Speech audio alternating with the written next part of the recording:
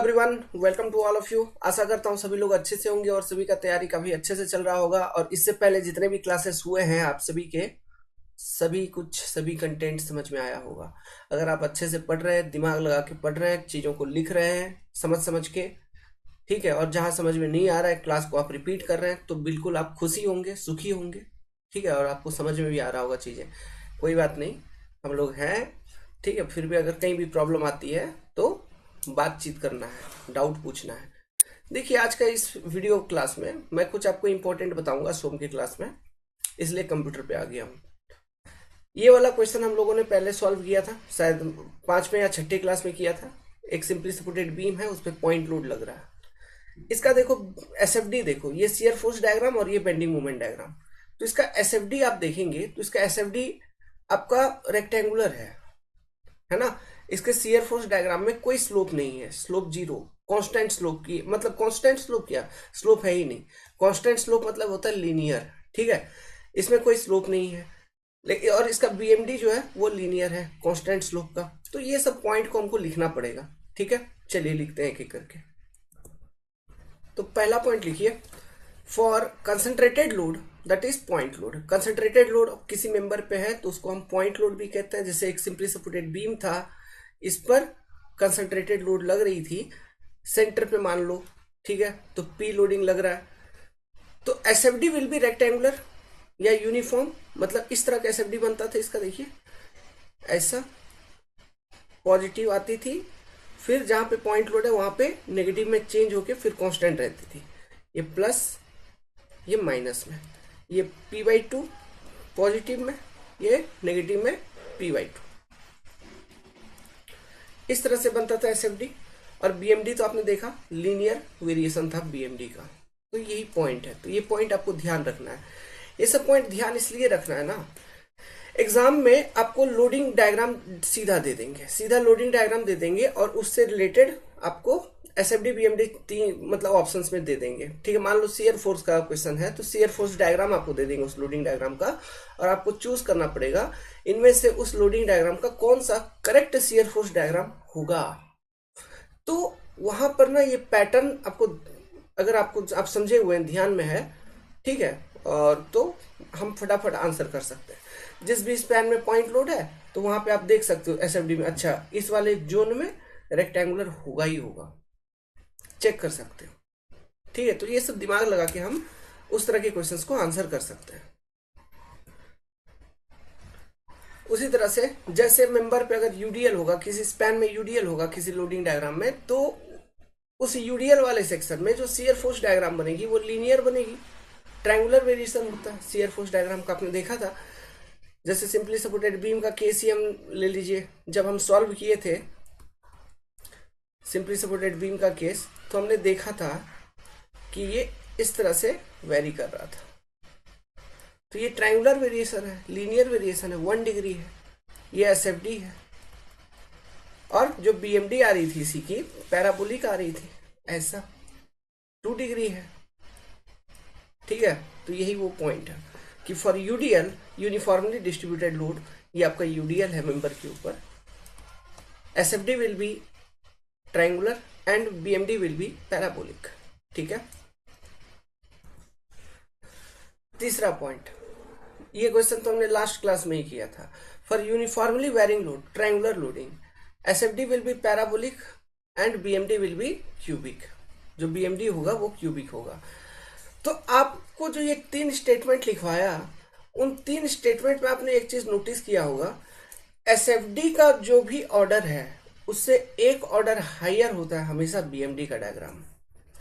SFD अगर uniform है तो बीएमडी होगा लीनियर, अगर एसएफडी आपका लीनियर है तो बीएमडी होगा पैराबोलिक, अगर एसएफडी आपका पैराबोलिक है तो बीएमडी हो जा रहा है क्यूबिक। मतलब एसएफडी वाले डायग्राम से 1 डिग्री हायर हमेशा चलता है बेंडिंग मूवमेंट वाला डायग्राम, ठीक है। ये पैटर्न आपको ध्यान रखिए, ओके। और सबसे बेसिक लोड जो है वो है पॉइंट लोड, उसके बाद आया यूडीएल, उसके बाद आया यूनिफॉर्मली वेरिंग लोड। पॉइंट देखिए काफी इंपॉर्टेंट है, इसलिए हमने इसको रेड पॉइंट पे लिखा है। 4th number point, next number point star भी लगा दिया है। If shear force changes its sign at a point, then bending moment will be maximum और minimum at that point in the member. दो चीजें, अगर शियर फोर्स का sign change, कहने का मतलब शियर फोर्स पॉजिटिव था फिर नेगेटिव हो गया उस सेक्शन पे, जैसे हो रहा था ना आपका यूडीएल के केस में जो एसएफडी बन रही थी, कैसे बन रही थी, ऐसे, मतलब शियर फोर्स का वैल्यू कैसे चल रहा था, पॉजिटिव चल रहा था, फिर सेंटर पे एकदम नेगेटिव जीरो हो गई, फिर वहां से नेगेटिव, तो इस सेक्शन पे साइन चेंज हो रहा है ना शियर फोर्स का। Okay, then bending moment will be, bending moment का बात कर रहा है, ऐसे सेक्शन पे जो बेंडिंग मोमेंट होगा विल बी मैक्सिमम और minimum at that point in the member. तो सुपर इंपॉर्टेंट पॉइंट है, इस पॉइंट को आप ध्यान रखिएगा, लॉजिकली काफी यूज किया जाता है। ये था यूडीएल के केस में simply supported beam subjected to UDL, ये वाला जो लोडिंग डायग्राम हमने सॉल्व किया था, simply supported beam subjected to UDL, याद करिए, उसका ये एसएफडी आ रही थी और ये आ रही थी बीएमडी। तो बी एसएफडी देखिए, एसएफडी में सेंटर पे एकदम शियर फोर्स हो गया जीरो, मतलब इस सेक्शन पे साइन चेंज हो रहा है, और बीएमडी में इसी सेक्शन पे आपको बेंडिंग मोमेंट मैक्सिमम मिल रहा है, और इसका वैल्यू क्या था, WL²/8, है ना, इसका वैल्यू क्या था, WL²/8। समझ में आ रहा है? तो कोई जरूरी नहीं है कि हरदम मैक्सिमम ही मिले, आपको मिनिमम भी मिल सकता है, वही चीज लिख रहा है, लेकिन हाँ वहां पे या फिर मैक्सिमम होगा या फिर मिनिमम होगा, ये बात पक्का है। ऐसे सेक्शन पे जहां पे शियर फोर्स ने अपना साइन चेंज किया है, वहां पे बेंडिंग मूवमेंट या फिर मैक्सिमम होगा या फिर मिनिमम होगा, ये पक्का है। अब इन दोनों में से कौन होगा ये मालूम नहीं, ये हमको वैल्यू निकालने के बाद ही पता चलेगा। वैल्यू कैसे निकालेंगे, हमने एक तरीका आपको बताया था करवा के, dmx/dx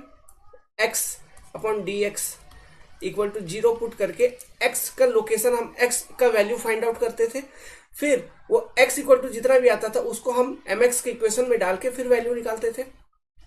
तो वैल्यू ऐसे निकाली जाती है।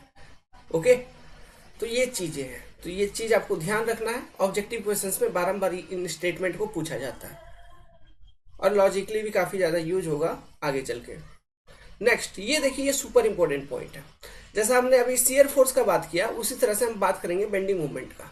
If bending movement changes its sign, bending movement अगर प्लस से माइनस में गया, इस तरह का अभी बीएमडी आप सॉल्व नहीं किए हैं, मैंने करवाया भी नहीं है, और सोम में ऐसा बीएमडी आता भी नहीं है, ठीक है। क्यों इस तरह का बीएमडी आपको मिलेगा, स्ट्रक्चर में जो कंटिन्यूअस बीम होते हैं, फिक्स्ड एंड बीम होते हैं, उनका जब हम एसएफडी बीएमडी निकालेंगे तब आपको दिखेगा कि बेंडिंग मोमेंट जो है वहां पे जनरली साइन चेंज हो रहा है बेंडिंग मोमेंट का, ठीक है, मैक्सिमम केसेस में। लेकिन सोम के अंदर बहुत कॉम्प्लेक्स लोडिंग डायग्राम है, तो ही ऐसा केस में आपको साइन चेंज होता हुआ नजर आएगा बीएमडी का, नहीं तो नहीं, ठीक है। तो ये साइन चेंज वाला बीएमडी बेसिकली स्ट्रक्चर में आपको देखने को मिलेगा। लेकिन अभी ध्यान रखना ये पॉइंट, क्योंकि ये पॉइंट्स से क्वेश्चन आते हैं एग्जाम में, ये सोम का ही हिस्सा है। If bending moment changes its sign, bending moment कहीं प्लस में था अब माइनस में हो गया, या माइनस में था प्लस में हो गया, साइन चेंज हो रही है। तो जिस सेक्शन पे वो बेंडिंग मोमेंट अपना साइन चेंज कर रहा है एट ए पॉइंट कह लो या वो सेक्शन कह लो, then curvature will also change its sign at that point. अगर बेंडिंग मोमेंट अपना साइन चेंज कर रहा है तो कर्वेचर भी चेंज करेगा अपना साइन। क्या मतलब है, यहाँ पे दो अलग अलग बात हो रही है, दो अलग अलग तरह के डायग्राम के लिए बात हो रही है, ठीक है। पहला एक डायग्राम है आपका बेंडिंग मोमेंट डायग्राम, दूसरा डायग्राम है इलास्टिक कर्व। इलास्टिक कर्व का आइडिया दिया था आपको, दूसरा डायग्राम है इलास्टिक कर्व, ठीक है। बेंडिंग मोमेंट डायग्राम में अगर बीएमडी का साइन चेंज हो रहा है पॉजिटिव टू नेगेटिव, तो इलास्टिक कर्व के अंदर जो कर्व है उसका जो कर्वेचर है वो भी अपना साइन चेंज करेगा। कर्वेचर किस किस तरह का होता है, दो ही तरह का होता है, कनकेव या कन्वेक्स, कनकेव कॉमा कन्वेक्स, ठीक है, कनकेव कॉमा कन्वेक्स। मान लीजिए इलास्टिक कर्व ऐसे आ रही थी, कनकेव में चल रही थी, कनकेव में चल रही थी, और कहीं पर मतलब ये कनकेव में चल रही है, मतलब इस तरह से इलास्टिक कर्व अगर चल रही है तो देखिए top fibre compression, bottom fibre tension, मतलब ये सैगिंग बेंडिंग मूवमेंट होगा लोडिंग के ऊपर, मतलब जो बीएमडी होगा उसमें पॉजिटिव बेंडिंग मूवमेंट होगा बीएमडी के अंदर। मान लीजिए इस सेक्शन पे बेंडिंग मूवमेंट, इस सेक्शन के बाद बेंडिंग मूवमेंट हो रही है नेगेटिव, तो इलास्टिक कर्व क्या होगा, कनकेव टू कन्वेक्स, कन्वेक्स हो जाएगा। ये अभी कनकेव वाला पोर्शन तो यहां से कन्वेक्स होने लगेगी ऐसे, इसका जो कर्वेचर है वो कनकेव से कन्वेक्स में जाएगी ऐसा। तो ये देखो अभी टॉप में टेंशन होने लगा है, बॉटम में कंप्रेशन, तो इधर नेगेटिव बेंडिंग मोमेंट। तो ये चेंज इन कर्वेचर है, ये कनकेव वाला पोर्शन है और ये कन्वेक्स आ गई। तो बीएमडी में बेंडिंग मोमेंट डायग्राम के अंदर जिस भी सेक्शन पे बेंडिंग मोमेंट चेंज होता है उसका साइन चेंज होता है पॉजिटिव टू नेगेटिव, मतलब सैगिंग टू हॉगिंग हो गया, हम क्या बोलेंगे, bending moment sagging to hogging हो सकता है, सैगिंग टू हॉगिंग, या उसका उल्टा भी हो सकता है। ठीक है, मतलब हॉगिंग हो रहा हो फिर सैगिंग हो गया हो, उल्टा भी हो सकता है। जनरली उल्टा होता है आपका फिक्स्ड एंड बीम के केस में, पहले हॉगिंग होता है, मतलब near support negative bending moment होती है, फिर स्पैन में पॉजिटिव होती है, तो हॉगिंग टू सैगिंग चलता है। तो वहां पे जो कर्वेचर चेंज होगा कॉन्वेक्स टू कनकेव में आता है। मैं अभी दिखाऊंगा फिक्स्ड एंड का, अभी दिखाऊंगा एज ए सैंपल आपको दिखाऊंगा इस पॉइंट को समझने के लिए और कैप्चर करने के लिए उसका बीएमडी और कर्वेचर दोनों दिखाऊंगा। ठीक है, घबराने की जरूरत नहीं है। तो यहां जो बातें हो रही है वो दो अलग अलग डायग्राम पे बात हो रही है, कंफ्यूज होने का जरूरत नहीं है। पहला बेंडिंग, वही पढ़िए, if bending moment changes its sign at a point then curvature will also change its sign at that point. तो कर्वेचर भी अपना साइन चेंज करेगा उस पॉइंट पे। Bending moment sagging to hogging हो गई तो कर्वेचर जो है कनकेव टू कन्वेक्स हो गया, या फिर अगर bending moment hogging to sagging हो जाती तो कर्वेचर कन्वेक्स टू कनकेव हो जाता। तो दोनों चीजों की परिवर्तन हो रही है, दो अलग अलग डायग्राम में हो रही है लेकिन। एंड सच पॉइंट, और इस तरह के जो पॉइंट्स हैं, such point is known as point of contraflexure. इस तरह के पॉइंट को पॉइंट ऑफ कॉन्ट्राफ्लेक्सर कहते हैं या फिर पॉइंट ऑफ इन्फ्लेक्शन। अब देखिए सेम ही चीज का दो अलग अलग नाम तो होगा नहीं, तो ये चीज तो है सेम, वो सेक्शन तो है सेम, लेकिन दो अलग अलग डायग्राम में इनके अलग अलग नाम है। पॉइंट ऑफ कॉन्ट्राफ्लेक्सर ये नाम बेंडिंग मोमेंट डायग्राम में यूज किया जाता है। ठीक है, बेंडिंग मोमेंट डायग्राम के अंदर जहां पर बेंडिंग मोमेंट की वैल्यू पॉजिटिव टू नेगेटिव हो रही है, तो वो जो सेक्शन जहां पर बेंडिंग मोमेंट का वैल्यू पॉजिटिव टू नेगेटिव हो गया वहां पर तो बेंडिंग मोमेंट का वैल्यू जीरो होगा। तो कॉन्ट्राफ्लेक्सर पॉइंट पे बेंडिंग मोमेंट का वैल्यू जो होता है जीरो होता है बेंडिंग मोमेंट के अंदर, तो इसको जीरो मोमेंट पॉइंट्स भी कहा जाता है कभी कभी तो। ठीक है, तो ध्यान रखिएगा। तो कॉन्ट्राफ्लेक्सर पॉइंट पे बेंडिंग मोमेंट का वैल्यू होगा zero in bending moment diagram. तो पॉइंट ऑफ कॉन्ट्राफ्लेक्सर इज यूज्ड, ये टर्म का इस्तेमाल किया जाता है बेंडिंग मोमेंट डायग्राम के लिए। और ये जो पॉइंट ऑफ इन्फ्लेक्शन है उसी पॉइंट को इलास्टिक कर्व के अंदर जहां पे आपका कर्वेचर चेंज हुआ है ना, कर्वेचर भी तो चेंज हो रहा है इलास्टिक कर्व के अंदर, उसी पॉइंट को इलास्टिक कर्व के अंदर जहां कर्वेचर चेंज हो रहा है, मतलब कर्वेचर का जो वेरिएशन आप दिखा रहे हो उसको पॉइंट ऑफ इन्फ्लेक्शन कहा जाता है। तो ये जो पॉइंट ऑफ इन्फ्लेक्शन वाली टर्म है पॉइंट ऑफ कॉन्ट्राफ्लेक्सर के लिए, ये एक्चुअली यूज होती है इलास्टिक कर्व में। ये है आपका कंप्लीट चीज, लोग नहीं पढ़ाते, बता देते हैं, स्टेटमेंट लिखवा के छोड़ देते हैं। क्यों? उनको खुद क्लियर डिफरेंस मालूम नहीं होता। वी आर प्रो नहीं है, कोई बात नहीं, बन जाएंगे, आपको बना देंगे। ठीक है, आप पढ़ा देना दूसरे को, ये चीजें हैं, समझ गए चीजों को। अब चलिए इसका मैं एक एग्जांपल आपको फिक्स्ड एंड बीम में दिखाता हूं। ठीक है, ये सब चीजें स्ट्रक्चर में हम करेंगे, नॉट टू वरी, लेकिन अभी देख लीजिए थोड़ा सा एक सैंपल देख लीजिए। आइडिया तो हो ही गया है एसएफडी बीएमडी का आपको, तो यहां पर भी आइडिया हो जाएगा। एक फिक्स्ड एंड बीम है और इस पूरे बीम पे यूडीएल लगा हुआ है, मान लो। ठीक है, पूरे बीम पे यूडीएल लगा हुआ है W किलो न्यूटन पर मीटर मैग्नीट्यूड का। तो इसका अगर बेंडिंग मोमेंट डायग्राम में बनाऊं ना रफली, ठीक है, मतलब रफली बना रहा हूं बेंडिंग मोमेंट डायग्राम, मैग्नीट्यूड वगैरह मुझे नहीं दिखाना है। तो बेंडिंग मोमेंट डायग्राम बनाने के लिए जो मैंने अभी आइडिया बताया था, वो क्या आइडिया बताया था, जो पॉजिटिव होगा, पॉजिटिव मोमेंट, उनको मैं लाइन के ऊपर दिखाऊंगा, जो नेगेटिव होगा उनको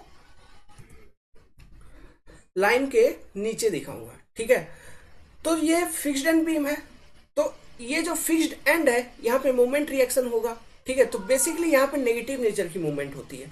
जो भी ऐसे फिक्स्ड एंड होते हैं ना, ओके, फिक्स्ड एंड जो भी होते हैं, कहीं पर भी देखो वहां पे एकदम दिमाग में चला जाना चाहिए, यहाँ पे नेगेटिव मूवमेंट होगा हमेशा, ये चेंज नहीं होती कभी। सॉल्व करवाएंगे, दिखाएंगे, अभी कैंटिलीवर करेंगे ना, तो वहीं पे आपको फिक्स्ड एंड आ जाएगा, तो वहां पे समझ में आ जाएगा। यहाँ पे हमेशा नेगेटिव मूवमेंट होगा। ठीक है, फिक्स्ड एंड पे मतलब वो हॉगिंग मूवमेंट हमेशा रहता है, फिक्स्ड एंड पे नेगेटिव मूवमेंट हमेशा रहता है फिक्स्ड एंड के ऊपर। समझ गए, हॉगिंग नेचर का मूवमेंट फिक्स्ड एंड के आसपास रहता ही रहता है। क्लियर है? तो देखिए, ऐसा ऐसा बना लीजिए। लेट्स सपोज यहां तक नेगेटिव था, फिर पॉजिटिव में हो रहा है, तो जो हम बनाएंगे बेंडिंग मोमेंट डायग्राम, वो बनेगा पैराबोलिक। यूडीएल के केस में ये बात तो कंफर्म है, चाहे वो फिक्स्ड एंड बीम हो, सिंपली सपोर्टेड हो, फर्क नहीं पड़ता। यूडीएल लोडिंग है तो बेंडिंग मोमेंट डायग्राम बनेगा पैराबोलिक। अब फिक्स्ड एंड बीम है तो इमेजिन करो, सपोर्ट पे भी शियर फोर्स तो होगा ही, सपोर्ट रिएक्शंस तो यहाँ पे वर्टिकल देखने को मिलेगा, तो वहां पर भी शियर फोर्स होगा।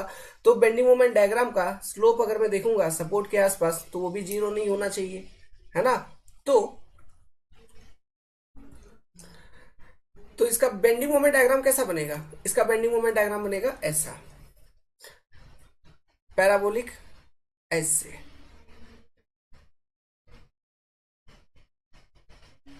इस तरह का ये बनता है फिक्स्ड एंड बीम के केस में बेंडिंग मोमेंट डायग्राम। बीच में पॉजिटिव, यहां नेगेटिव मूवमेंट, ये नेगेटिव मूवमेंट। ये जो नेगेटिव मूवमेंट है इनको फिक्स्ड एंड मूवमेंट कहा जाता है।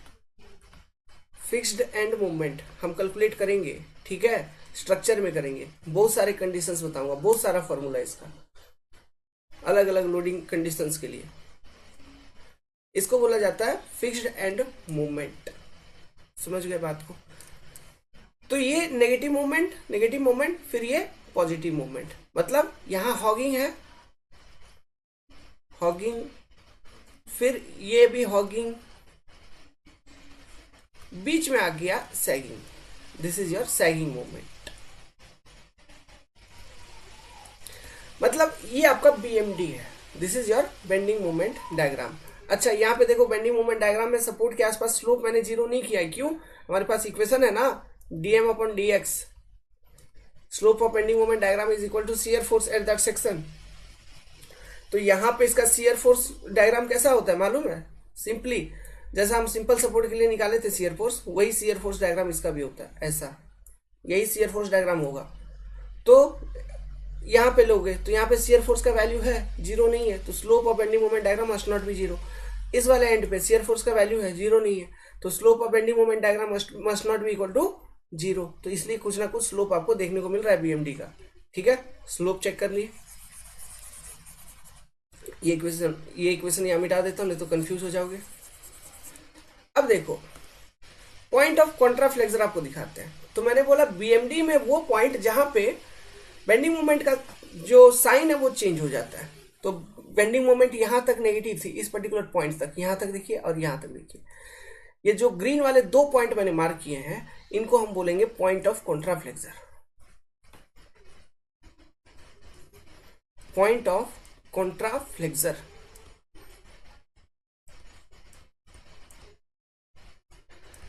नेगेटिव टू पॉजिटिव हो गया एक पॉइंट पे, दूसरे पॉइंट पे पॉजिटिव टू नेगेटिव चेंज जा रहा है, तो साइन चेंज हुआ। मतलब उन पॉइंट पे बेंडिंग मोमेंट का वैल्यू कितना है?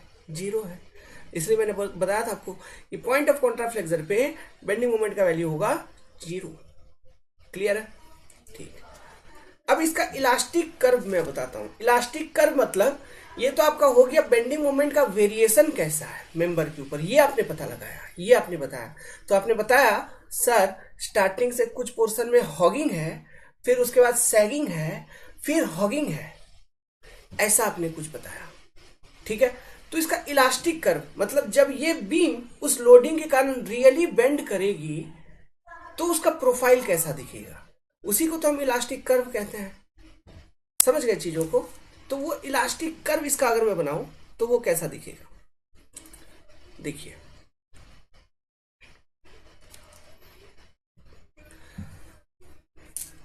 एक मिनट, अब एकदम दिमाग लगाते हुए चलना, सोचना। जहां पर हॉगिंग बेंडिंग मूवमेंट है, मतलब जब रियली मेंबर बेंड कर रही होगी तो क्या सीन रहा होगा? जब मेंबर बेंड करे तो टॉप फाइबर में टेंशन और बॉटम फाइबर में कंप्रेशन, मतलब हॉगिंग के केस में मेंबर का कुछ यूं बेंडिंग होना चाहिए, इस तरह का कुछ कर्वेचर होना चाहिए। तो इस तरह का जो कर्वेचर होता है उभरा हुआ, इसको कन्वेक्स बोला जाता है। क्या बोला जाता है? कन्वेक्स कर्वेचर है। एक मिनट, यहाँ पे थोड़ा सा मैं एक काम करता हूँ, इस वाले लाइन को ना और ऊपर बनाता हूँ ताकि इलास्टिक कर्व नीचे यहाँ बनाऊंगा, अच्छे से समझ में आएगा। ठीक है, मैं आपको पहले ये कर्वेचर के बारे में बता देता हूँ। नोट, सुनिए बात। हॉगिंग अगर बेंडिंग मूवमेंट है, hugging bending movement, negative bending movement, तो इलास्टिक कर्व में जो कर्वेचर होगा वो कुछ यूं देखने को मिलेगा, उभरा हुआ कर्वेचर होगा। मतलब मेंबर कुछ इस तरह से बेंड करेगी, मतलब टॉप में टेंशन जाना चाहिए, बॉटम में कंप्रेशन। ठीक है, और इसे बोला जाता है कन्वेक्स कर्वेचर। समझ गया? अगर सैगिंग बेंडिंग मूवमेंट है, पॉजिटिव बेंडिंग मूवमेंट है, तो मेंबर का जो बेंडिंग होगा वो कुछ इस तरह से बेंड होगा, टॉप में चला जाएगा कंप्रेशन, बॉटम में चला जाएगा टेंशन। तो ये जो कर्वेचर है इसको बोला जाता है कनकेव। तो कॉन्वेक्स क्या है, कनकेव क्या है, इसमें कंफ्यूजन होगा? नहीं होगा। कॉन्वेक्स में हमेशा ध्यान रखना कुछ इस तरह से, ऐसा। कन्वेक्स मतलब ऐसा, टॉप में टेंशन बॉटम में कंप्रेशन। कनकेव मतलब ऐसा, टॉप में कंप्रेशन बॉटम में टेंशन। समझ गए? Convex concave. नेगेटिव के लिए कॉन्वेक्स और मतलब कर्वेचर ऑफ बेंडिंग, और पॉजिटिव के लिए कनकेव। क्लियर है? अब देखिए, अब इसको यूज करके इलास्टिक कर्व बनाते हैं। इलास्टिक कर्व बनाने का सबसे पहला पॉइंट, ये जो पॉइंट ऑफ कॉन्ट्राफ्लेक्सर वाले पॉइंट है, यहां से एक लाइन ऐसा ड्रॉ कर ले, कर लिया। यहां से भी एक लाइन ऐसा ड्रॉप कर लेंगे, कर लिया। इलास्टिक कर्व मतलब द रियल कर्व या फिर डिफ्लेक्टेड शेप, इसको हम डिफ्लेक्टेड शेप भी बोलते हैं। जो रियल लोडिंग लग रही है मेंबर के ऊपर, उस लोडिंग के कारण उस मेंबर का डिफ्लेक्शन कैसा होगा, बेंडिंग कैसा होगा, वही चीज हमको इमेजिन करके यहाँ पे प्लॉट करनी है। उसी को हम इलास्टिक कर्व कहते हैं। Deflected profile of the member due to real loading. समझ में आ रहा है? तो वो चीज हम बना पाएंगे अच्छे से by looking at the bending moment variation over the span, over the member, and support condition जो है उसको देखते हुए। पहला चीज, सपोर्ट देखो, फिक्स सपोर्ट है। फिक्स सपोर्ट पे मूवमेंट रिएक्शन होता है, मैंने बोला था फिक्स सपोर्ट पे मूवमेंट रिएक्शन होता है। याद करिए सपोर्ट कंडीशन जब समझाया था। तो मान लीजिए ये कोई एक मेंबर है और यहां पर इस तरह से एक सिंपल सपोर्ट लग रहा है और यहां पे एक पॉइंट लोड लग रही है। अब इस पॉइंट लोडिंग के कारण ये मेंबर जब बेंड करेगा रियली, तो इसके अबाउट रोटेट कर जाएगा एकदम ऐसा सीधा। क्यों? इस वाले सपोर्ट का वो औकात नहीं है कि ये यहाँ पे मोमेंट रिएक्शन प्रोवाइड करके इसको रोक ले। लेकिन फिक्स्ड एंड ऐसा नहीं है। फिक्स्ड एंड के पास औकात है कि वो मोमेंट रिएक्शन डेवलप करवा के उसका बेंडिंग को रोके। तो मान लीजिए यही चीज अगर फिक्स्ड एंड होता, समझिए फिक्स्ड एंड होता, यही चीज अगर फिक्स्ड एंड होती और यहीं पे एक पॉइंट लोड होती, इसको कैंटिलीवर बोला जाता है, तो अब जो बेंडिंग होगा, तो चूंकि यहाँ पे एक मोमेंट रिएक्शन तो डेवलप होगा, तो बेंडिंग जो होगा वो कुछ यूं होगी, ऐसा। मतलब नियर सपोर्ट जो बेंडिंग प्रोफाइल है, डिफ्लेक्टेड शेप है, उसमें कोई स्लोप देखने को मिल रहा है क्या? नहीं। Theta equal to 0। तो सेम चीज यहां पर होना चाहिए। डिफ्लेक्टेड शेप का सपोर्ट के आसपास कोई स्लोप नहीं होगा क्योंकि वहां पे मोमेंट रिएक्शन प्रेजेंट है। समझ में आ रहा है? तो डिफ्लेक्टेड शेप जो शुरू होगी वो एकदम, मैं ब्लू कलर ले रहा हूँ तो ज़्यादा विजिबिलिटी होगी, स्लोप 0 से शुरू होगी ऐसा। फिर बेंडिंग मोमेंट का वेरिएशन कैसा है, हॉगिंग, तो कर्वेचर रहेगा ऐसा, हॉगिंग। सिमिलरली यहां से यहां तक भी सेम। एक मिनट,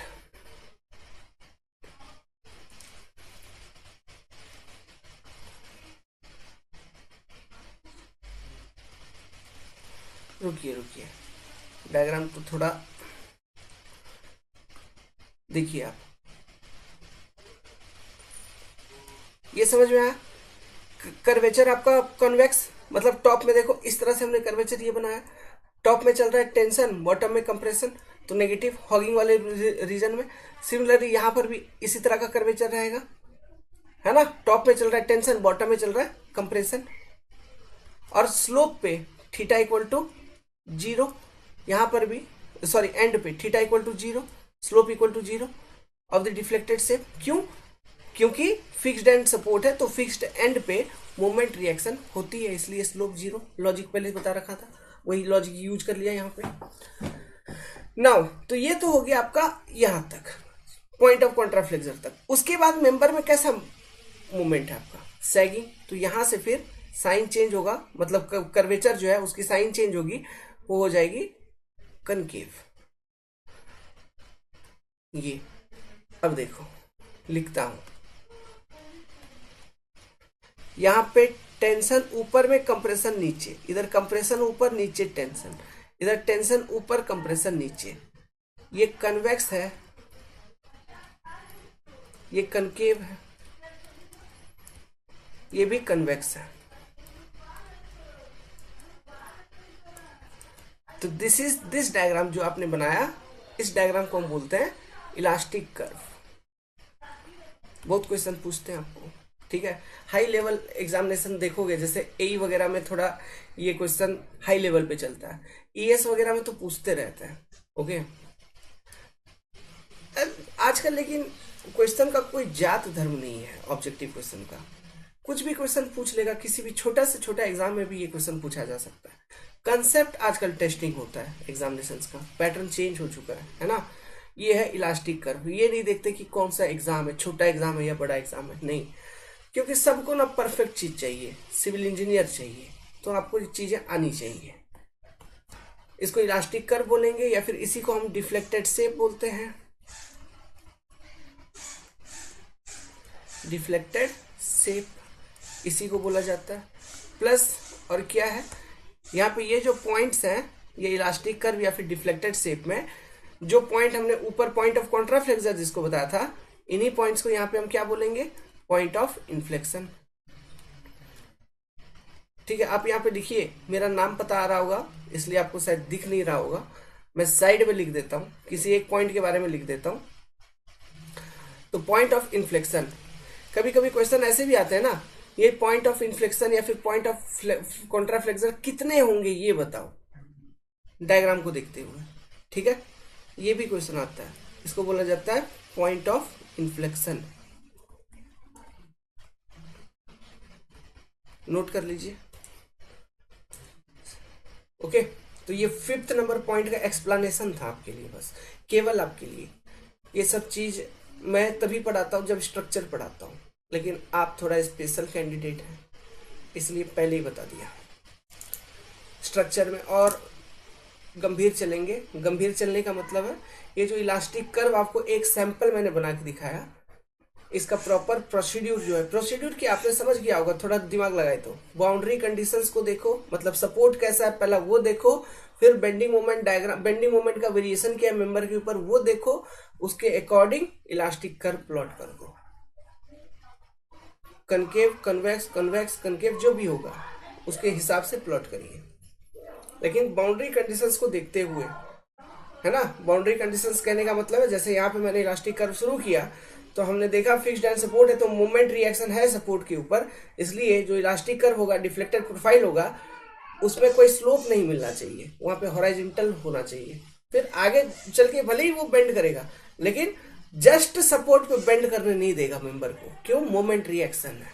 तो वो चीज को यहाँ पे दिखाया गया बकायदा, हॉरिजॉन्टल से थोड़ा सा सपोर्ट के आसपास, फिर जाके हमने कर्वेचर चालू किया ऐसा। तो कहीं पे सिंपल सपोर्ट होगा, मतलब हिंज सपोर्ट होगा।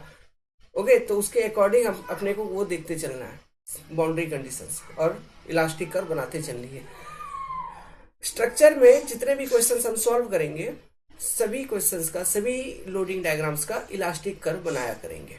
ठीक है, सभी का वहां पे बनाना पड़ता है, क्योंकि उससे क्या है, वहां पे कॉम्प्लेक्स बेंडिंग मोमेंट निकल के आएगी। मतलब बड़ा बड़ा फ्रेम है, फ्रेम का फिर इलास्टिक कर्व बनाएंगे, वो बहुत जरूरी है।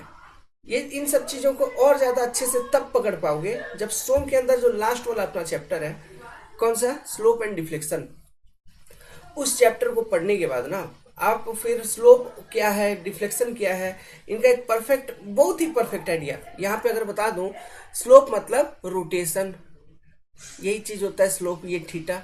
डिफ्लेक्शन मतलब जैसे यहाँ पे पहले ये वाला पॉइंट यहाँ पे था, अब ये पॉइंट डिफ्लेक्ट होके यहाँ पे आ गई, तो इसी को बोला जाता है डेल्टा। स्लोप एंड डिफ्लेक्शन, तो इसका एक अलग ही चैप्टर है इसको निकालने का। ठीक है, तो हम लोग पढ़ेंगे सोम के अंदर। तो ये चैप्टर जब पढ़ लेंगे और तो फिर और ज्यादा अच्छे से कनेक्ट हो पाओगे। लेकिन कोई बात नहीं है, यहाँ पे भी आप कनेक्शन तो मिलेगी आपको। ठीक है, छाप लीजिए, ये भी लिखना है आपको नोट में। ठीक है, इसको मत भूल जाना भाई। हमें ना भुलाना साजन, हमें ना भुलाना, वही बोल रहा है वो साइकिंग हॉकिंग। ठीक है, इसको भी लिखना आपको। वादा किया तो वादा करके निभाना।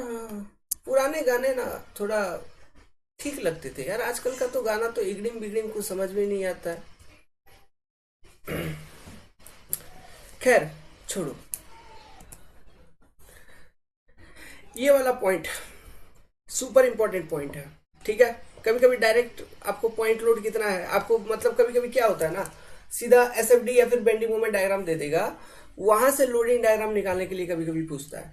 तो वहां पर इस तरह के बेसिक पॉइंट काम आ जाते हैं अपने का। एक छोटा ये ऑब्जर्वेशन है, हम लोग पहले से कर रखा है, जस्ट एक ऑब्जर्वेशन है, काम आ जाता है। पढ़िए, if A concentrated load is, concentrated load माने कि point load, is applied at a point on the loading diagram, on the loading diagram, on the loading diagram, then in shear force diagram there will be two magnitude of shear force at that point। मतलब loading diagram में जिस point पे आपका concentrated load या point load है, उसी point पे shear force diagram देखोगे तो वहां पे दो मैग्नीट्यूड होगा शियर फोर्सेस का। देखा था हमने? नहीं देखा था तो एक बार फिर दिखाऊंगा। Okay, at that point, and difference क्या बोल रहा है, difference between two shear force is equal to magnitude of point load at that point. उनका डिफरेंस जब लेंगे उन शियर फोर्सेस का, तो हमें वो वैल्यू, वो डिफरेंस क्या दे देगा, मैग्नीट्यूड दे देगा पॉइंट लोड का, जो उस पॉइंट पे लग रहा है लोडिंग डायग्राम में। ठीक है, चलिए देखते हैं क्या है।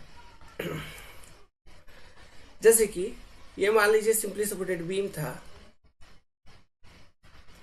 ठीक है, यहां पे थी आपकी पॉइंट लोड P, हमने कैलकुलेशन किया था left to right, left to right. तो शियर फोर्स का जो हमारा डायग्राम मिला था एसएफडी, वो कैसा मिला था, इस केस में शियर फोर्स मिला था ऐसा कुछ।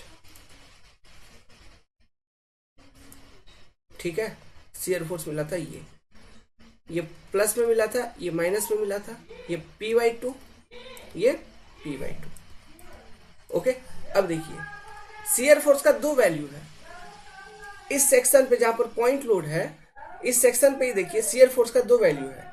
या फिर आप केवल एसएफडी को देख रहे हैं तो वो सेक्शन को देखिए जहां पर शियर फोर्स का दो वैल्यू है।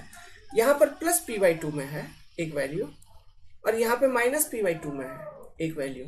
तो लेट्स सपोज इसको मान लेते हैं S1 और इसको मान लिया जाए S2। ठीक है, एक को मान लिया S1, दूसरे को मान लिया S2। हमारा कैलकुलेशन किधर से किधर चल रहा है, लेफ्ट टू राइट हम कैलकुलेट कर रहे हैं। तो इसलिए लेफ्ट टू राइट कैलकुलेट कर रहे हैं, लेफ्ट टू राइट, इसलिए मैंने इसको S1 मान लिया, इसको S2 मान लिया। कोई बात नहीं, सुनिए बात मैं कहना क्या चाहता हूं। तो अब डिफरेंस आपको लेना है ना, डिफरेंस लेना है। तो डिफरेंस लीजिए एकदम सही सही से। कैसे लिखोगे डिफरेंस? हम लिखेंगे तो डिफरेंस क्या होता है, S1 माइनस S2, यही होता है डिफरेंस। S1 का वैल्यू क्या है, प्लस P/2। S2 का वैल्यू क्या है, माइनस, फिर S2 का वैल्यू है माइनस P/2। तो P/2 प्लस P/2 क्या मिल गया, इक्वल टू P। समझ में आ रहा है?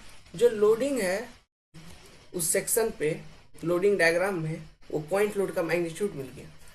यही चीज वो स्टेटमेंट आपको कह रहा था।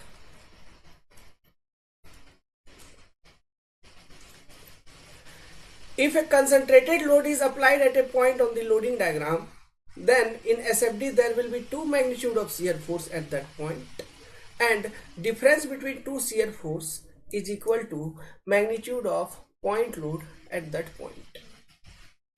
वही हमने किया और कुछ किया क्या, loading diagram, point load applied, shear force देखा, अच्छा वहां पे दो शेयर फोर्सेस है, एक को S1 ले लिया, दूसरे को S2, उनका डिफरेंस ले लिया हमने जब, तो हमको मिल गया P। क्लियर है? तो इस तरह से ले रहे हैं, S1 माइनस S2 कर रहे हैं तो हमको मिल रहा है P। अभी मान लो कोई बच्चा अगर कंफ्यूज हो कि क्या करेगा, कभी गलती से उसने S2 माइनस S1 कर दिया, तो देखते हैं कितना वैल्यू आ रहा है।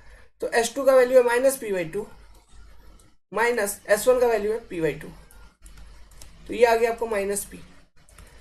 आप कुछ भी लें, आप कुछ भी लें, जो मैग्नीट्यूड है उतना तो मिल ही जाएगा बाबू, कि लोड का वैल्यू क्या है वो तो पता चल ही जाएगा। ठीक है, लोड का वैल्यू क्या है वो पता चल जाएगा।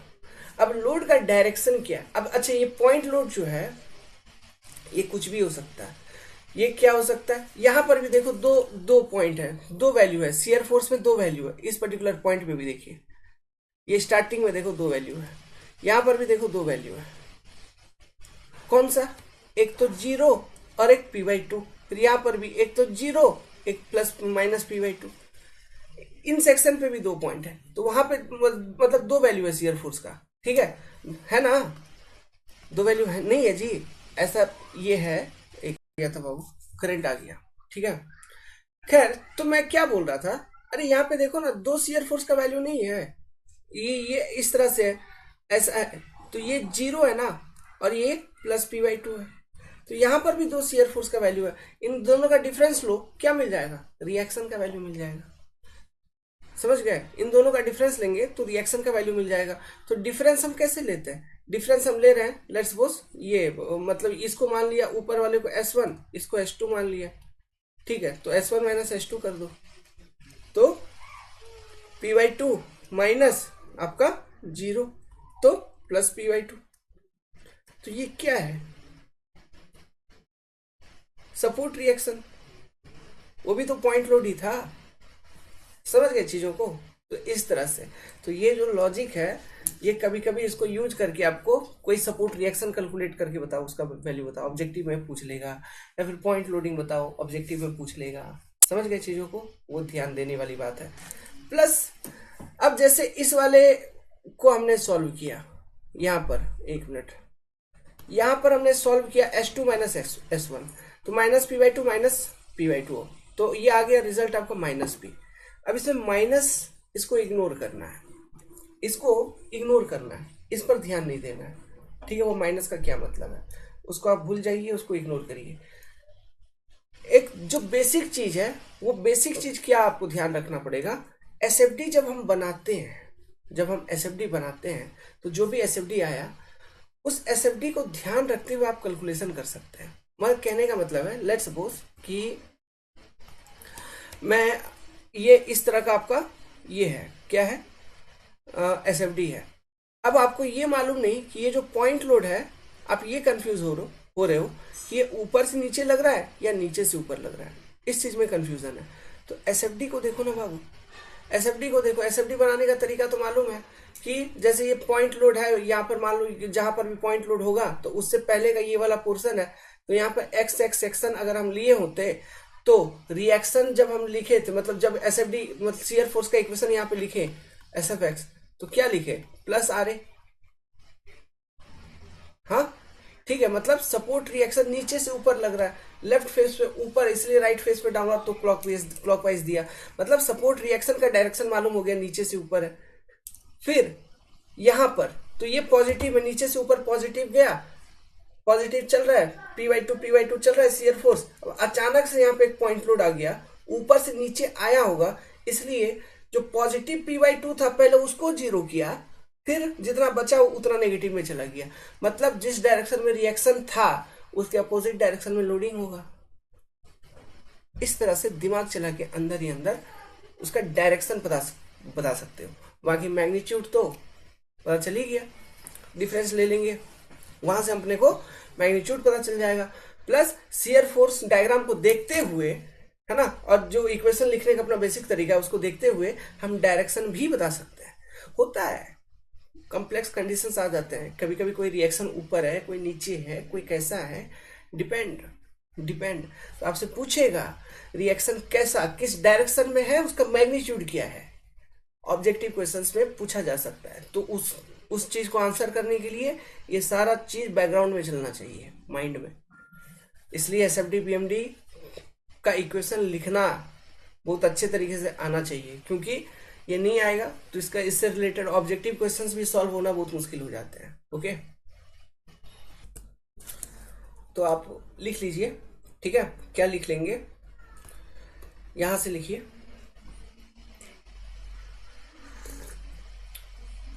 पॉइंट नंबर 6,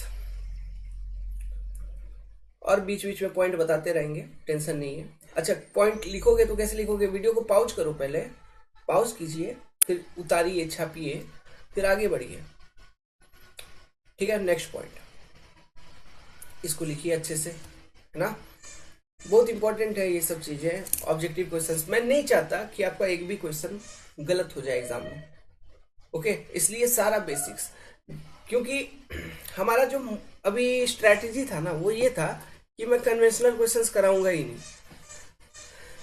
फिर देखा यार कि कन्वेंशनल क्वेश्चन अगर नहीं कराएंगे तो एसएफडी पीएमडी सिर्फ बता देने से क्या होगा, कुछ नहीं होगा।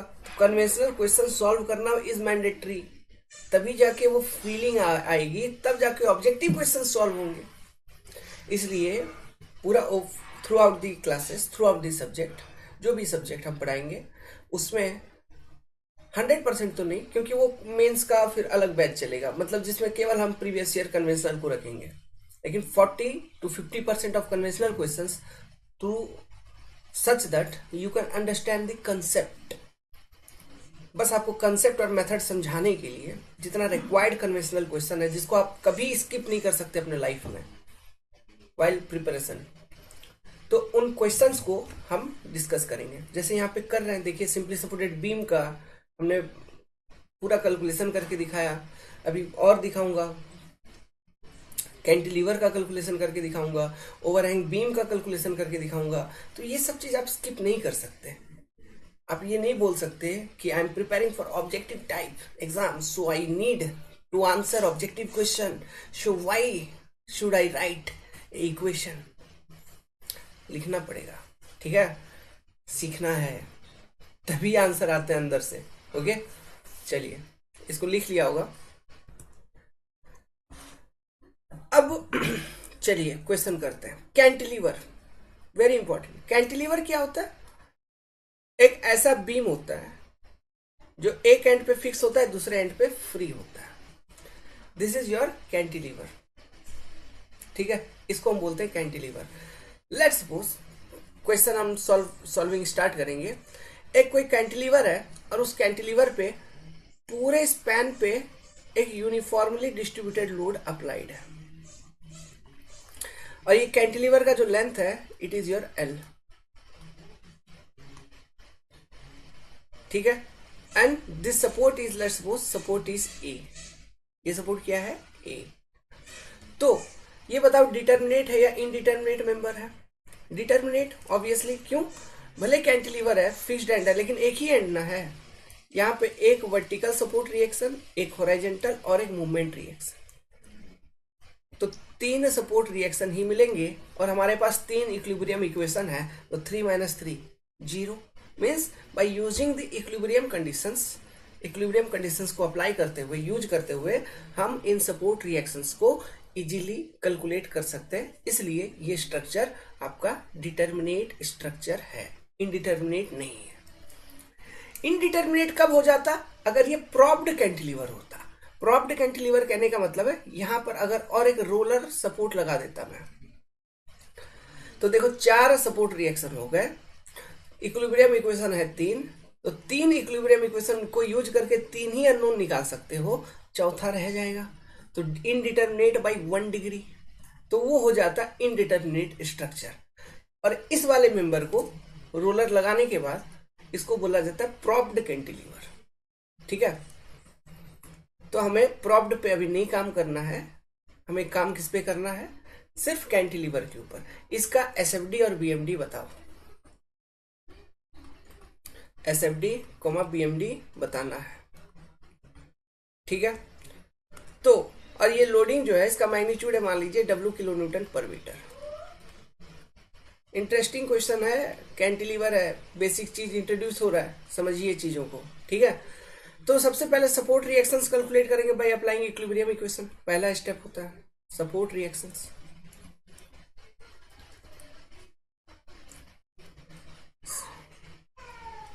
सपोर्ट रिएक्शन कैलकुलेट करो तो summation of F of Y equal to 0। अच्छा, पहले F of X equal to 0 लगा लेते हैं। F of X equal to 0, तो जो सपोर्ट रिएक्शन उनके नाम लिख लीजिए, ये एच ए लिख लीजिए, ये आर ए लिख लीजिए। और देखो ये मोमेंट रिएक्शन का जो डायरेक्शन है ये मैंने एंटी क्लॉक एज्यूम किया है, इस तरह से दिखाया, मतलब एंटी क्लॉक एज्यूम किया है, तो इसको मैं एम ए मान लेता हूँ। इसको पहले से मैंने एंटी क्लॉक एज्यूम कर लिया। ठीक है, तो जैसा बना दिया तो रहने दो वैसा ही, कोई दिक्कत नहीं है। Summation F of X equal to 0, तो इस इक्वेशन को लिखने से एच ए इक्वल टू 0 मालूम हो जाएगा, खत्म। Summation F of Y equal to 0, इसको लिखने से आर ए नीचे से ऊपर must be equal to W into L,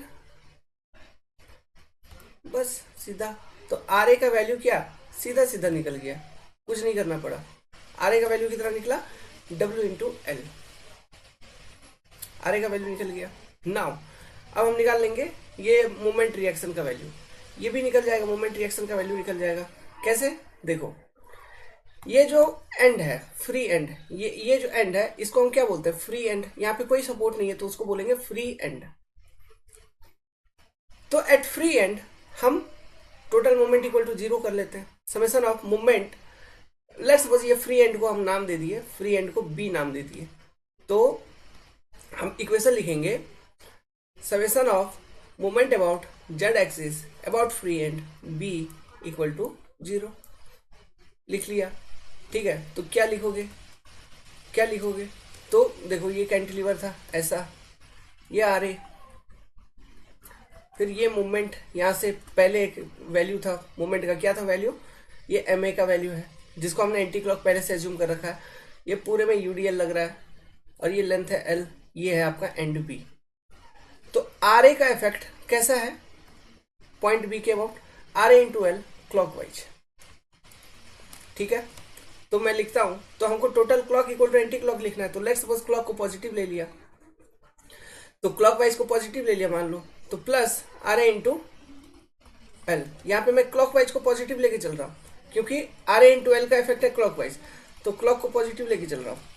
मेरा एजम्पशन है क्लॉक को मैंने पॉजिटिव ले लिया तो एंटी क्लॉक अपने आप नेगेटिव हो गया,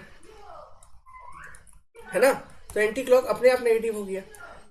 ऊपर से मैंने ये जो एम ए का वैल्यू है, ठीक है, एम ए का वैल्यू ये पहले से नेगेटिव में, मतलब एंटी क्लॉक दिखा के रखा हूं मैं। ठीक है, एम ए का वैल्यू पहले से मैं एंटी क्लॉक दिखा के रखा हूं। अब देखते हैं क्या होता है यार, कैलकुलेट करते हैं। तो plus R A into L minus M A, ये फिर इसका यूडीएल का इफेक्ट देखो, यूडीएल के कारण ये जो यूनिफॉर्मली डिस्ट्रीब्यूटेड लोड है इसके कारण किस तरह का मूवमेंट आएगा? यूडीएल को पहले पॉइंट लोड में कन्वर्ट करोगे, यूडीएल को पॉइंट लोड में कन्वर्ट किए, डब्ल्यू इंटू एल का पॉइंट लोड। अब ये पॉइंट लोड के कारण ऐसा, मतलब ये भी आपका एंटी क्लॉक चल रहा है। ठीक है, तो माइनस वैल्यू क्या आ जाएगा? Minus W into L total load into कहाँ से कहाँ पे लग रहा है, फ्री एंड से कितने दूरी पे, L/2 दूरी पे, मस्ट बी इक्वल टू 0। तो आर ए का वैल्यू था W into L minus M A minus WL² 2 equal to 0। तो ये क्या बचा, WL² minus M A minus WL² 2 equal to 0। तो WL² माइनस WL² 2 मतलब WL² 2 पॉजिटिव में plus WL² 2 minus M A equal to 0। मतलब M A का value क्या आ गया, एम ए का वैल्यू आ गया plus WL² 2। This is the movement reaction value M A, समझ गया। अब ये जो एम ए का वैल्यू प्लस WL² 2 में आया, प्लस में आया, तो अब ये बोलोगे सर प्लस का क्या मतलब है, प्लस का ये मतलब है बाबू कि यहां पर जो मैंने ड्राइंग में कंसिडर किया था इसका डायरेक्शन एंटी क्लॉक, उस डायरेक्शन को कंसिडर करते हुए ना ये इक्वेशन मैंने लिखा है, और इक्वेशन लिखा है और आंसर मेरा आया प्लस WL² 2। इसका मतलब ये है कि ये जो डायरेक्शन मैंने इसमें कंसिडर किया एंटी क्लॉक, वो सच में वैसा ही है, मूवमेंट रिएक्शन वहां पे एंटी क्लॉक ही है, समझ गए। डायरेक्शन में कोई चेंज हमको करने का जरूरत नहीं है। ये इसका मतलब ये बात सही है कि जो मूवमेंट रिएक्शन का डायरेक्शन है वो वहां पे एंटी क्लॉक वाइज ही है, ये मतलब है प्लस का। क्लियर है। तो आपने कैंटिलीवर बीम को अभी सॉल्व किया सपोर्ट रिएक्शंस के लिए और आपने कैलकुलेट कर लिया, यहां तक लिख लीजिए, बनाइए, ठीक है, बनाइए support reactions calculation, apply equilibrium equation, apply static equilibrium equation.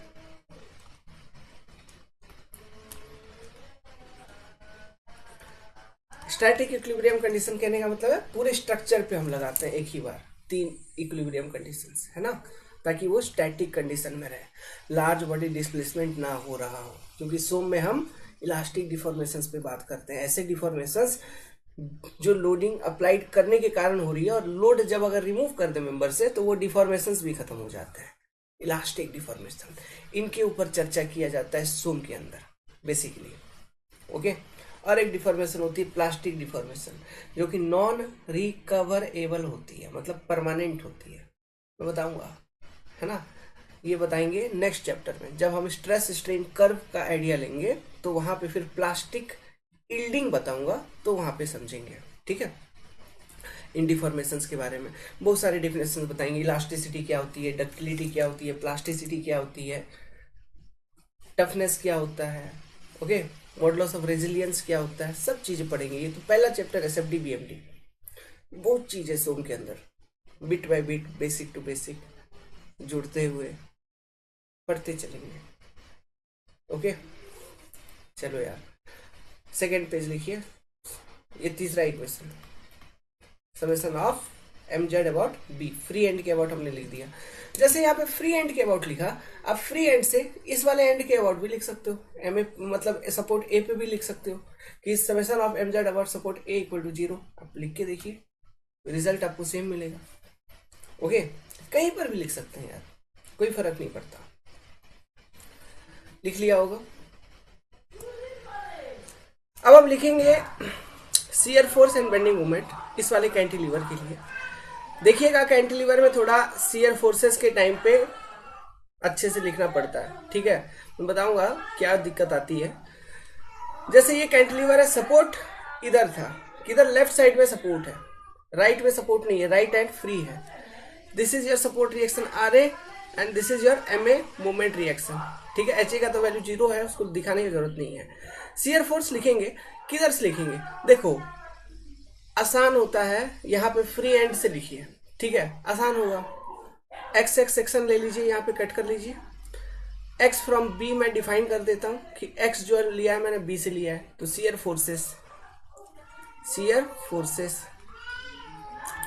देखिएगा, shear force SFX in AB section,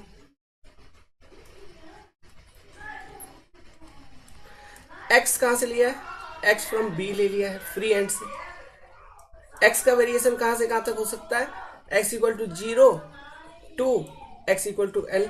x equal to 0 put करेंगे तो point B, X equal to L तो पॉइंट ए आ जाएगा। ठीक है, तो shear force S F X की जो वैल्यू है वो क्या होगी, इस सेक्शन को कट करके बाहर निकालो। देखो ये यही तो सेक्शन है, ये एक्स एक्स सेक्शन। तो ये जो फेस होगा, ये कौन सा फेस है, राइट फेस है ना, राइट फेस। क्यों, हम इक्वेशन किधर से लिख रहे हैं, राइट टू लेफ्ट लिख रहे हैं। तो जो मेरा फेस है सेक्शन का वो राइट फेस ही है ना। ये चीज मैंने बताया था आपको, इस तरह से कंसिडर करते हुए लिखना है। तो राइट फेस पे टोटल ट्रांसवर्स फोर्स कितना दिख रहा है आपको, एक ही चीज दिख रहा है, क्या, W इंटू एक्स का, वो भी डाउनवर्ड डायरेक्शन में।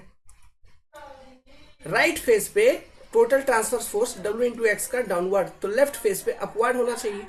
राइट फेस पे अगर डाउनवर्ड है तो लेफ्ट फेस पे अपवर्ड, तो रोटेशन इज क्लॉकवाइज, मतलब शियर फोर्स हो गया आपका पॉजिटिव, मतलब प्लस W इंटू एक्स। ये इक्वेशन आ गया शियर फोर्स का। सो शियर फोर्स एट बी, और वेरिएशन क्या है, linear straight line, variation is linear. तो शियर फोर्स एट बी, अगर पॉइंट बी पे मेरे को शियर फोर्स बतानी है तो x इक्वल टू 0, तो x इक्वल टू 0 इस इक्वेशन में पुट करूंगा तो 0 value, end shear force at a माने x equal to L put करूंगा तो वैल्यू कितना आ जाएगा, W इंटू एल। और ये W इंटू एल जो आया ये क्या था, it is nothing but the support reaction जो आपको मिल रही थी आर ए। आर ए का जो वैल्यू था वो क्या था, W into L, W into L equal to R A, यही मिल रहा था। तो ये हो गया शियर फोर्स का इक्वेशन। ठीक है, और ये आपने निकाल लिया shear force at B and A, variation is linear 1 degree variation. तो यूडीएल के केस में मैंने आपको पॉइंट लिखवाया था, शियर फोर्स का जो वेरिएशन होगा वो होगा लीनियर, बेंडिंग मोमेंट का जो वेरिएशन होगा वो होगा पैराबोलिक। तो यहाँ पर भी लीनियर वेरिएशन आ गई शियर फोर्स की। अब कैसे बनानी है, ड्राइंग कैसे बनानी है वो मैं आपको दिखाऊंगा अभी, लेकिन उससे पहले अपन सेकेंड लिख लेते हैं, बेंडिंग मोमेंट।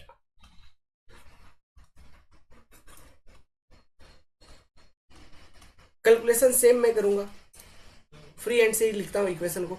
तो ये आपका सेक्शन है X X at some distance x from b, और ये W किलो न्यूटन पर मीटर का लोड लग रहा है। अब बताओ मोमेंट इक्वल टू क्या होता है, यूडीएल के कारण mx अगर लिखूंगा इस एक्स एक्स सेक्शन पे, ठीक है, तो इसका इफेक्ट देखो, इफेक्ट क्या है, किस तरह से बेंडिंग हो रहा है इस यूडीएल के कारण इस एक्स एक्स सेक्शन के अबाउट। क्या ये इस तरह से मेंबर बेंड नहीं कर रहा है, तो टॉप फाइबर टेंशन में बॉटम कंप्रेशन में नहीं जा रहा है, मतलब नेगेटिव मूवमेंट नहीं है, हॉगिंग नहीं है ना, हॉगिंग है तो माइनस तो आएगी। मैग्नीट्यूड कितना, फोर्स कितना, W इंटू एक्स का फोर्स। अब ये W इंटू एक्स का जो पॉइंट लोड है कहाँ पे लग रहा है, इस x लेंथ के सेंटर पे लग रहा है, मतलब x/2 पे लग रहा है। तो डिस्टेंस कितना हो गया इस x x सेक्शन से, x/2, तो minus W x²/2, parabolic variation 2 degree है ना। तो moment at B free end x equal to 0 equal to 0, moment at A x equal to L equal to minus WL²/2। यहां पे देखिए ये M at A जो moment reaction आपने calculate किया था उसका भी वैल्यू वही आया था, कितना आया था, WL²/2। यहां पर भी जब हमने सॉल्व किया, ठीक है, बेंडिंग मोमेंट, तो हमको मिला M एट A का वैल्यू कितना मिला, माइनस WL²/2। ये माइनस आई, तो माइनस आई कहने का मतलब क्या है, ये MA कहाँ पे लग रहा है, फिक्स्ड एंड पे लग रहा है। तो मैंने बता रखा है फिक्स्ड एंड के आसपास जो मूवमेंट होती है वो नेगेटिव नेचर की होती है, हॉगिंग होती है। देखो हॉगिंग आ रहा है, हॉगिंग मूवमेंट, और वेरिएशन इज व्हाट, पैराबोलिक। अब इसका एसएफडी पीएमडी बनाते हैं, चलो यार एसएफडी पीएमडी बनाया जाए। तो देखिए ये आपका कैंटिलीवर ऐसा, ये सपोर्ट ए, इस पर लग रहा था यूडीएल, ये आपका पॉइंट बी, नाउ ऐसा बना लीजिए।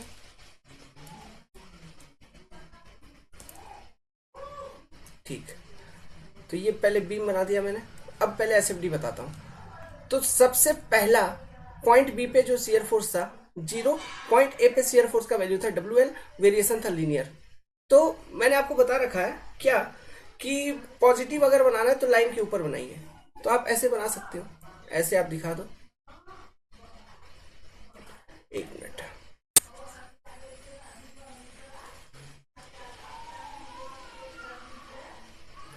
ये हो गया, यहाँ पे 0 शियर फोर्स, पूरे स्पैन पे पॉजिटिव शियर फोर्स, और यहाँ पे WL shear force. Shear force का मैग्नीट्यूड कितना, WL। ठीक है, बेंडिंग मोमेंट डायग्राम BMD बनानी है, एक मिनट। तो बेंडिंग मोमेंट डायग्राम तो आपने देखा, पूरे मेंबर पे नेगेटिव बेंडिंग मोमेंट था ना। बेंडिंग मोमेंट एट B जो आई थी वो आई थी 0, और बेंडिंग मोमेंट एट A जो आई वो आई -WL²/2। मतलब वेरिएशन है पैराबोलिक, और 0 से आया WL²/2, मतलब पूरे मेंबर के ऊपर, पूरे कैंटिलीवर के ऊपर नेगेटिव नेचर का बेंडिंग मोमेंट है। तो बेंडिंग मोमेंट तो पैराबोला बनेगा, ये बनेगा पैराबोला। लेकिन अब इसका स्लोप कैसा होना चाहिए, स्लोप कैसा होना चाहिए? देखो, स्लोप चेक करने के लिए मैं अगर बोलूं dm/dx, slope of bending moment diagram at B equal to shear force at B equal to कितना है, 0 है। मतलब slope of bending moment diagram B पे 0 होना चाहिए। बट अगर मैं बोलूं dm/dx at A equal to shear force at A which is not equal to 0, क्यों? उसका वैल्यू कितना है, W/L है, शियर फोर्स एट A। तो slope of bending moment diagram आपको A पे मिलेगा, B पे 0 होना चाहिए। तो क्या इस तरह का पैराबोला नहीं बन जाएगा? देखो,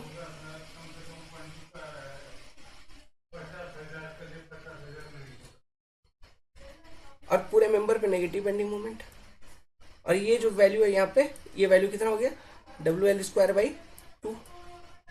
यहाँ पे थीटा इक्वल टू 0, यहाँ थीटा नॉट इक्वल टू 0। क्या ये पैराबोला बनेगा? बिल्कुल बनेगा। ठीक है, तो इस तरह से हम बनाते हैं कैंटिलीवर का shear force diagram and bending moment diagram. ठीक है, अब देखिए, मैंने बताया था शियर फोर्स डायग्राम में कुछ लोचा होता है कैंटिलीवर का, तो वो लोचा क्या है? बेंडिंग मोमेंट डायग्राम वेरी नहीं करेगा। Bending moment diagram, bending moment का वेरिएशन कैंटिलीवर पे हमेशा बेंडिंग मोमेंट होता है नेगेटिव। कैंटिलीवर के ऊपर जिंदगी भर के लिए याद रखना, बेंडिंग मोमेंट हमेशा नेगेटिव होता है। फ्री एंड पे 0, सपोर्ट पे मैक्सिमम। फ्री एंड पे 0, सपोर्ट पे maximum, bending moment is always negative on cantilever, लिखवा दूंगा। बट शियर फोर्स देखो, अभी जो हमने कैंटिलीवर आपको दिया था, एक मिनट, वो कुछ इस तरह का दिया था। सपोर्ट था ये A, और ये था फ्री एंड B, ये ऐसे थी UDL। इसी केस में अगर मैं कैंटिलीवर का ओरिएंटेशन चेंज कर दूं, ओरिएंटेशन चेंज कर दूं कहने का मतलब है, ये मान लो ऐसा कर दिया, सपोर्ट बना दिया उस एंड पे, ये आपका सपोर्ट B पे सपोर्ट दे दिया और A को फ्री कर दिया, मतलब कैंटिलीवर का कर दिया मैंने ओरिएंटेशन चेंज। तो ये पहले वाले केस में तो अभी तो हमने सॉल्व किया ही था। दूसरा वाला केस में आप शियर फोर्स का इक्वेशन लिखो, तो लेट्स सपोज वही फ्री एंड्स लिखूंगा, एक्स एक्स सेक्शन। ठीक है, X X section from free end A at some distance x। तो इसको कट करके बाहर निकालो, ये एक्स एक्स सेक्शन। यहाँ पे अब इक्वेशन में लेफ्ट टू राइट लिख रहा हूँ। ठीक है, तो उससे मतलब नहीं है। मतलब क्या है, कैंटिलीवर का ओरिएंटेशन हमने चेंज कर दिया। W किलोन्यूटन पर मीटर का आपका UDL लग रहा है, और ये डिस्टेंस है x। तो shear force eight x section SFX क्या लिखोगे, W इंटू एक्स। तो ये जो फेस है वो लेफ्ट फेस है, लेफ्ट फेस पे डाउनवर्ड तो राइट पे अपवर्ड, तो rotation anti clock. Left face पे डाउनवर्ड, ट्रांसफर फोर्स कितना है, डाउनवर्ड ही दिख रहा है W इंटू एक्स का, क्योंकि ये जो फेस है वो लेफ्ट फेस है ना, क्योंकि लेफ्ट टू राइट लिख रहा है, तो जो फेस है सेक्शन का वो लेफ्ट फेस है। तो लेफ्ट फेस पे ट्रांसफर फोर्स हमको डाउनवर्ड दिख रही है W इंटू एक्स की, तो राइट फेस पे अपवर्ड दिखेगा। तो रोटेशन हो गया आपका एंटी क्लॉक, मतलब शियर फोर्स हो गया नेगेटिव -WX। तो शियर फोर्स एट A निकालूंगा अगर, SFA x इक्वल टू 0, तो 0। शियर फोर्स एट B अगर निकालूंगा, ठीक है, तो क्या हो जाएगा -W/L। तो स्पैन पे जो शियर फोर्स डायग्राम अभी बनेगा, देखो वेरिएशन तो लीनियर है, लीनियर वेरिएशन x के रेस्पेक्ट में 1 डिग्री, लेकिन जो डायग्राम बन जाएगा वो नेगेटिव बन जाएगा। ए पे 0 और लीनियरली ऐसे वैरी कर रहा है, बी पे आपका W इंटू एल नेगेटिव।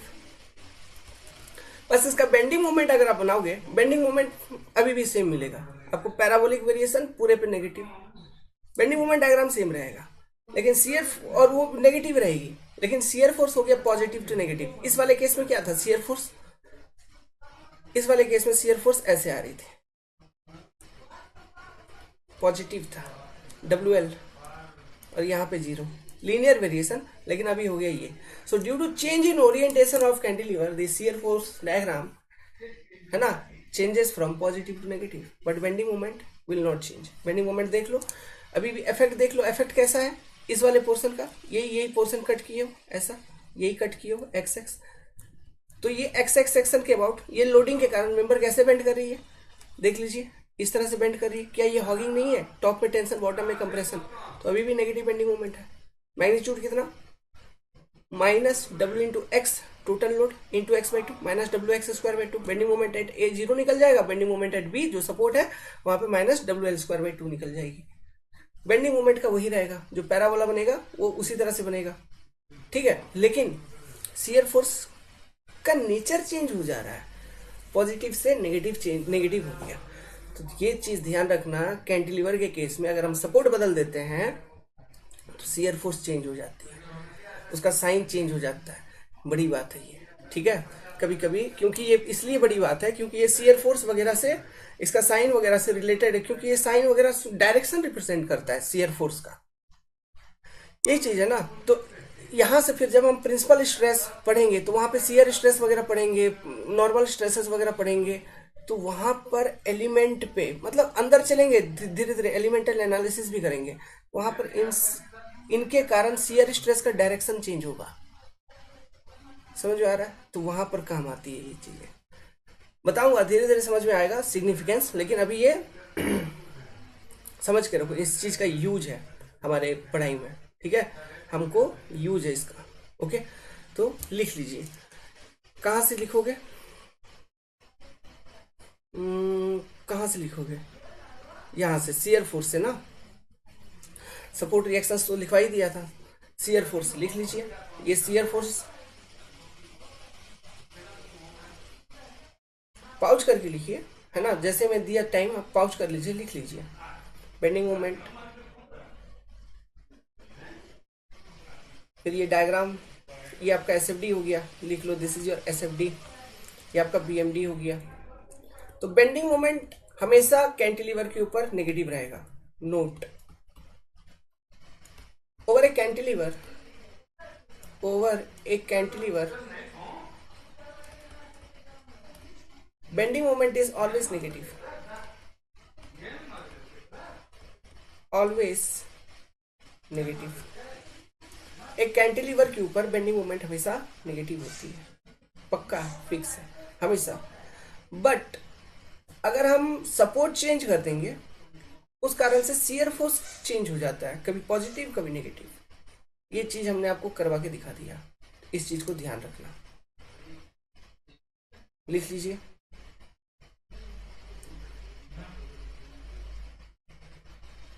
अच्छा, यहाँ पे एक चीज और बताता हूँ, कनेक्ट करता हूँ RCC से, चूंकि कैंटिलीवर एक ऐसा मेंबर है जिसके ऊपर हमेशा पूरे स्पैन पे नेगेटिव बेंडिंग मोमेंट रहता है, तो नेगेटिव बेंडिंग मोमेंट का मतलब क्या है, टॉप में टेंशन बॉटम में कंप्रेशन, टॉप बॉटम किसके रेस्पेक्ट में, न्यूट्रल एक्सिस के रेस्पेक्ट में, यहाँ बेंडिंग हो रही है मतलब क्रॉस सेक्शन रोटेट कर रहा है अबाउट न्यूट्रल एक्सिस, तो न्यूट्रल एक्सिस के ऊपर टेंशन चल रही है, न्यूट्रल एक्सिस के नीचे कंप्रेशन चल रही है। RCC डिजाइन जब करता है रिइंफोर्समेंट कंक्रीट, तो रिइंफोर्समेंट और कंक्रीट, कंक्रीट का काम क्या है, कंप्रेसिव लोड को लेना, रिइंफोर्समेंट का काम है टेंसाइल लोड को लेना, तो जहां जहां नेगेटिव बेंडिंग मूवमेंट होता है वहां वहां मतलब देखो, रिइंफोर्समेंट हम बेसिकली टेंशन जोन में प्रोवाइड करते हैं, तो यहाँ पे जो टेंशन जोन है वो न्यूट्रल एक्सिस के ऊपर है ना, मतलब टॉप फाइबर्स, ठीक है, बीम का टॉप फाइबर में रिइंफोर्समेंट हम प्रोवाइड करते हैं। कहने का मतलब है, मैं आपको बताता हूँ, एक डायग्राम बताता हूँ, RCC का एक लिंक यहीं पे कनेक्ट करवा देता हूँ, ऑब्जेक्टिव में पूछते हैं, इस बार भी SSC JEE में क्वेश्चन आया हुआ था,